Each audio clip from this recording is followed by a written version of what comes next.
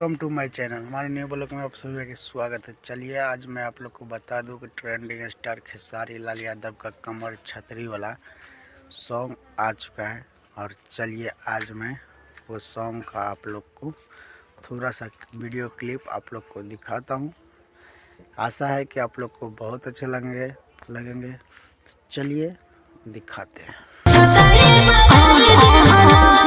Hello guys, कैसा लगा video देख के? वीडियो अच्छा लगा प्लीज़ हमारे ब्लॉग चैनल को सब्सक्राइब कर दीजिए और अपने तमाम दोस्तों में शेयर कर दीजिए। जैसे कि मैं आप लोग को बता दूं कि ट्रेंडिंग स्टार खेसारी लाल यादव का एक छतरी सॉन्ग, कमर छतरी, जो टाइटल था, जो सॉन्ग था, जो टीजर रिलीज हो गया था, आज वो सॉन्ग आ चुका है और बहुत लोग प्यार दुलार आशीर्वाद दे रहे हैं। अभी तक में 1 लाख से भी ऊपर व्यू जा चुका है और आशा करता हूँ ये सॉन्ग बहुत ट्रेंडिंग में जाएगा।